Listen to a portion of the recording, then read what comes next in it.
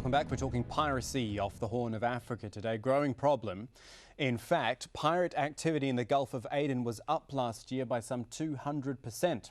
What prompted it all? Well, one theory, and it might seem a little obscure, but it's that many of those involved are actually fishermen who've become pirates. The seas off the Somali coast are rich in marine life, and as larger ships came from outside the region to fish the area, local fishermen have found themselves ill-equipped to protect their waters, and let's not forget their livelihoods as well. Another idea is that gangster-style militias who used to operate on land in Somalia have moved to the sea, finding it far more profitable to target those foreign-owned ships than their own people. But to top it all off, and this is the root of it all really, and we've talked about this, Somalia has suffered from 18 years of civil violence and political instability. It is a breeding ground, really, for the problems offshore. But the effects are felt all over the world as well. Dozens of countries have been affected by Somali piracy, the UK, Greece, Egypt, India among them. Already this year, pirates have attacked 64 ships, and it's prompted a number of countries to form a military task force to patrol the waters and try to protect these vulnerable ships. Have a look at the map. Since December of 2008, all these countries in red, from Europe and North America right down to Australia and New Zealand, they have committed elements of their own navies to a deployment in this one small region, the waters off Somalia and the vital trade route of the Gulf of Aden. Is it at all effective, though? Something to talk about with our panel. Still with us in Nairobi, Awad Ashare. In Oslo is Stig Hansen, and in London, Will Geddes. Gentlemen, thanks for staying with us. Back to Nairobi we go. Awad Ashare. First of all, just one thing I want to clear up. We focus so much on Somalia, obviously, because there is a big problem there. Are there other regions in the Horn of Africa which should perhaps be focused on as well to make sure that this problem isn't spreading?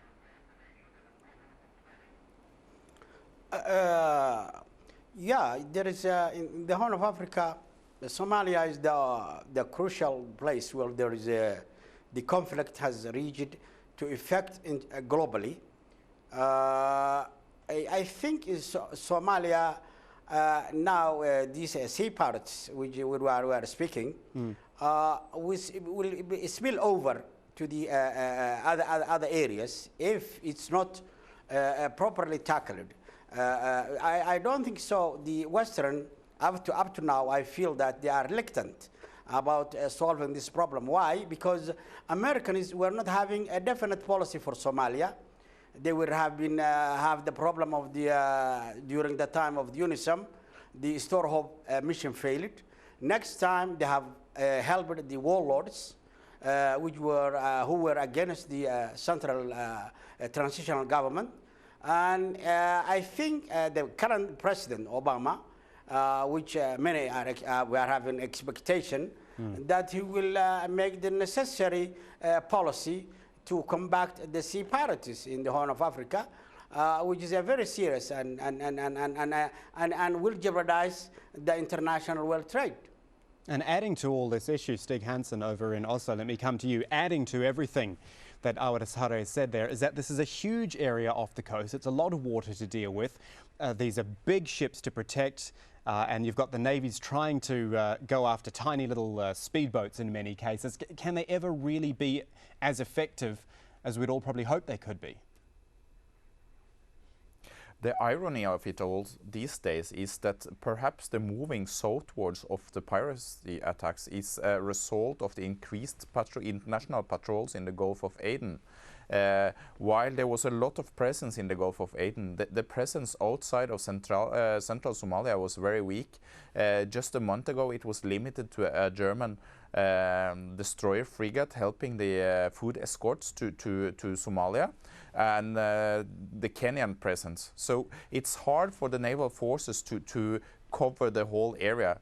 And that's why I again would like to express this need for local allies, and as my predecessor expressed, the support to these local institutions, and perhaps some kind of common solution where the international community support them also with expertise on the ground. And I would also like to add that if there's a potential for spreading here, I think we should look towards Yemen, which locally has weak governance structures and has poverty also. And there has been some indications that Yemenis increasingly have been participating. Not much yet, but there has been arrests before Christmas of Yemeni pirates operating together with Somali pirates. Will Geddes in London, regardless of everything we've just talked about, and I think all the guests today seem to be agreeing that you need to go to the root of the problem, you need to help the transitional federal government on land. Regardless of all that, they're still on the water and they're still trying to patrol out there. So let's talk about the tactics out there. I've heard this new tactic about going after the motherships, and some even advocating trying to sink these motherships, pirate motherships. Again, is it going to be effective? Yes, absolutely. Part of this whole process of using motherships, which are previously captured or hijacked vessels, is to enable the pirates obviously to get into the deeper and further out shipping lanes. Now, to scuttle those ships, you're immediately reducing and limiting the reach that the pirates have. And there should be some sort of Coast Guard approach to certainly identify what vessels' reasons are for being in the area. Now, in addition to that, if there is no valid reason for one of these motherships to be in the area, and it could be a local shipping boat, but if it is seen or deemed to be potentially pirates, it needs to enable, obviously, any military frigate or military vessel or naval vessel that's in the area to board it, search it, and check, obviously, that it is authenticated as innocent. But if it isn't, then obviously, yes, these need to be scuttled, and then you're going to be pushing the problem back to the land. Are the international numbers out there to make this effective? Enough patrol ships? I mean, we showed a map just a little bit earlier showing the number of countries involved. Is there enough firepower out there, as it were, to do what you're saying? Not at the moment, no. I think, as the previous guest was saying, it's a very limited resource at the moment. But again, patrol and to secure these waters is going to be very difficult. So again, going back to the commercial vessels themselves, they can't let their guard down. They have to apply as many countermeasures as they possibly can, whether that be with escorts or whether it be with direct security provisions actually on their vessels themselves. I mean, as we saw last week, there was a very successful repelling of pirates by simply having barbed wire affixed along the side of the actual ship, which obviously made it far less easy for the pirates to climb aboard. But there are a whole ream of solutions that each of the vessels need to consider.